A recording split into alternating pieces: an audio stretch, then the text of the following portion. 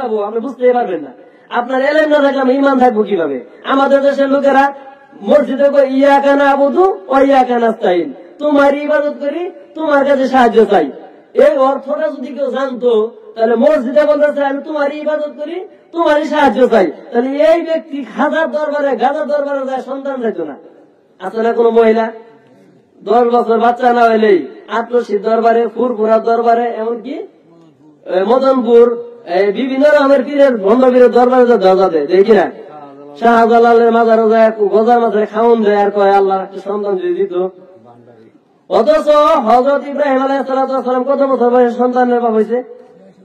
86 বছর বয়সে সন্তানের বাপ হয়েছে। তার ওনার ধৈর্য আর আমাদের ধৈর্য দেখেন। উনি 86 বছর বয়স পর্যন্ত একটা শিরিক করলেন না, আর আমরা 10 বছর পারি দিন আমরা শিরিক করে ফেলাই। এই জন্য এই মুসলমানরা যদি জানতো ইয়াকা নাবুদু ওয়া ইয়াকা নাস্তাইন, তোমারই ইবাদত করি, তোমার কাছে সাহায্য চাই, তাহলে এই ব্যক্তিরা কি খাজার দরবারে যাইতো? মসজিদে বলেছে তোমার ইবাদত করি, তোমারই সাহায্য চাই, এখন খাজার দরবারে খাজার সাহায্য চাই, তাহলে বোঝা গেল এর ইমান শয়তানের সাথে ইমান দুর্বল। শয়তানের সাথে ইমান দুর্বল কেন বললাম? এটার ব্যাখ্যা আছে। কারণ আল্লাহ তাআলা সূরা আরাফের 11 নম্বর আয়াতে বলেন, ওয়ালাকাদ খালাকনাকুম সুম্মা সাওরানাকুম সুম্মা কুলনা লিল মালাইকাতি ইসজুদু লি আদামা। আল্লাহ রাব্বুল আলামিন আদম আলাইহিস সালামকে সুন্দরভাবে সৃষ্টি করলেন এবং ভালো একটা আকৃতি দিলেন, এত সুন্দর সূরত, এত সুন্দর চেহারা আল্লাহ তাআলা আদমকে দিলেন। তখন আল্লাহ তাআলা বলেন, আমি ফেরেশতাদেরকে বলেছিলাম তোমরা কি করো, আদমকে সিজদা করো। ঘটনা আমরা শুনছি, কোরআন থেকে বলতেছি। আমি ফেরেশতাদেরকে বলেছিলাম তোমরা আদমকে সিজদা করো, ফাসাজাদু, সকলে সিজদা করলো, ইল্লা ইবলিস, তবে ইবলিস সিজদাকারীদের অন্তর্ভুক্ত হলো না। ক্বালা মা মানাকা ইল্লা আস্তুক, ক্বালা মা মানাকা ইজ আমারতুক, হে ইবলিস, সকলে সিজদা করলো, তুমি কেন আদমকে সিজদা করলা না? আল্লাহ প্রশ্ন করছে। তখন আদম ফেরেশতা মানে এই ইবলিস বলতেছে, আনা খায়রুম মিনহুম, আমি আদমের চেয়ে উত্তম। খলাকতানি মিন নারিউ ওয়া খলাকতাহু মিন তিন, আপনি আমাকে সৃষ্টি করেছেন আগুন দ্বারা আর আদমকে সৃষ্টি করেছেন মাটি দ্বারা।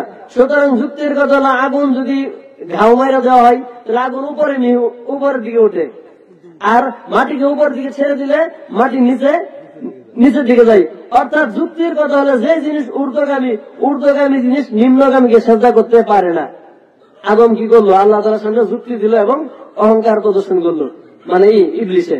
তখন আল্লাহ তাআলা বলেন, ওহে ইবলিস, এইটা হলো জান্নাত, এখানে অহংকার করা, গর্ব করার স্থান না, তুমি এখান থেকে কি হয়ে যাও, বাইরে যাও। তখন ইবলিসকে বাহির করে দেওয়া হলো। ইবলিসকে যখন বাহির করে দেওয়া হলো তখন ইবলিস বলতেছে, ইয়া রব্বি, হে আমার রব।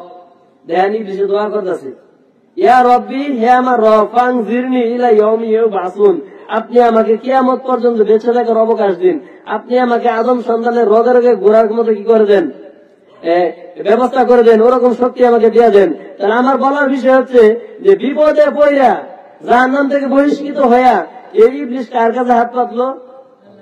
আল্লাহর কাছে। আর এই 10 বছর বাচ্চা না হইলে এই আদম সন্তান কার কাছে যায় হাত পাতে? খাজার কাছে, গাজার কাছে। তাহলে এই হতভম্ব মুসলমানের মধ্যে ইবলিসের পার্থক্য আছে না নাই? এর ইমান আছে, ইবলিস ইমান শক্ত, ইবলিস বিপদে আল্লাহর কাছে সাহায্য চাইছে, আর আমরা বিপদে